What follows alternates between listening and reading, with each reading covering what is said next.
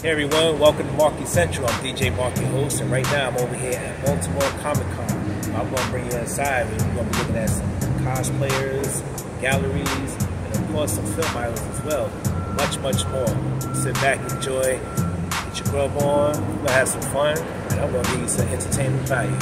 So let's have some fun. Let's go.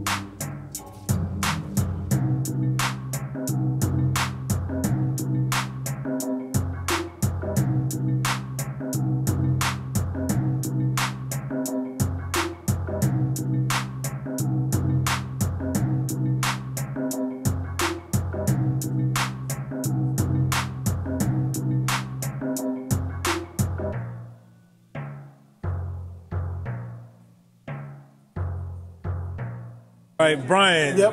CEO of Brian of Brandon Brian. Brandon Brian. Here we go. Yep. Okay, so coming up as a kid, what comic books did you read? A lot of Marvel and DC. So it was a lot of Spider-Man, a lot of Batman, a lot of Batman now. Like, it's nothing but Batman now.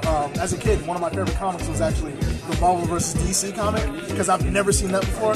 You know what I mean? So the writing was okay, but it was just the fact that worlds get to collide, and something like that always inspired me to create my own comics, which is what you see right here.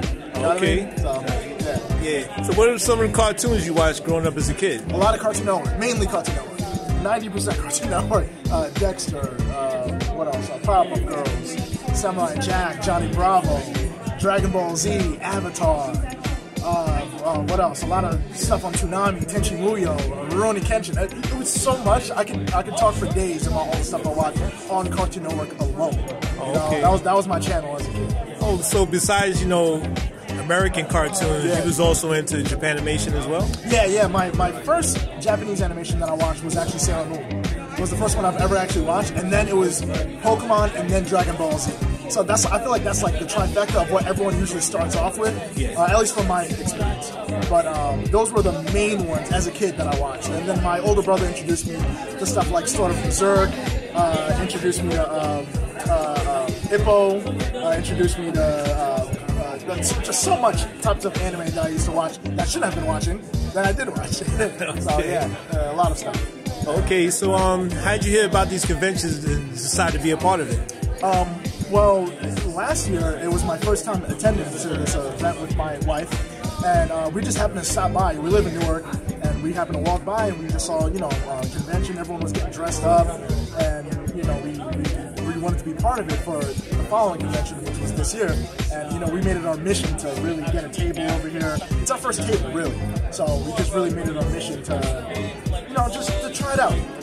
Whether we make a sale or not, we just wanted to be part of the experience. Yeah. So what's it like to interact, with the fans who come support your platform? Oh, I love it. I love it that it's kind of like a for us by us. And mainly because of that, I wanted to be part of this, to be part of Newark, be part of this area.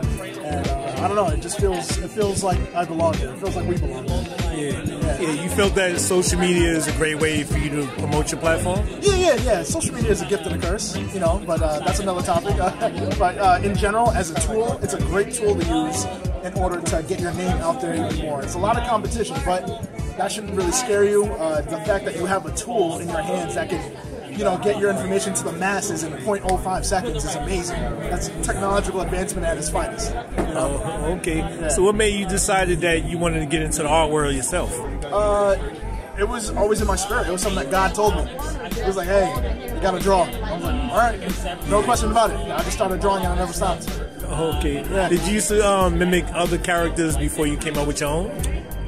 I was always the type of person that I like to have my own stuff, my own creativity. I would use other characters as inspiration, obviously, but I would always like to create my own stuff to say, this is me, this is what came out of my head. So yeah, I use other stuff as inspiration. Obviously, Dragon Ball Z. Not so much now, but as a kid, a lot of Dragon Ball Z. Now it's more so Avatar. Now it's a lot of Cowboy Bebop. It's a lot of stuff. You know what I mean?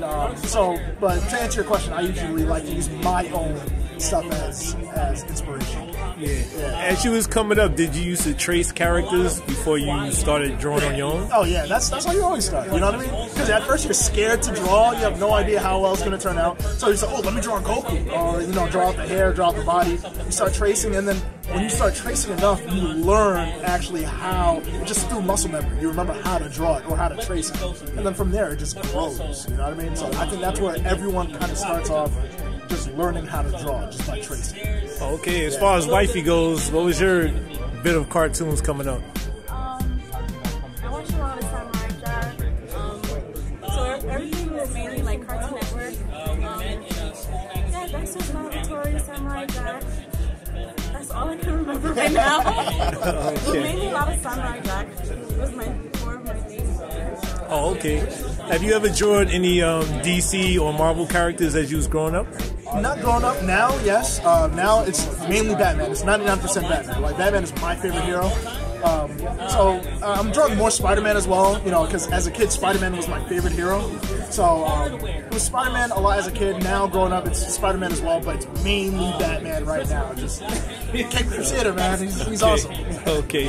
So, it's a little trivia. Yeah. Who is your top 5 superheroes of all time? But you have to at least include a female in that top 5. Go ahead. That's easy. There's Storm. There's Batman.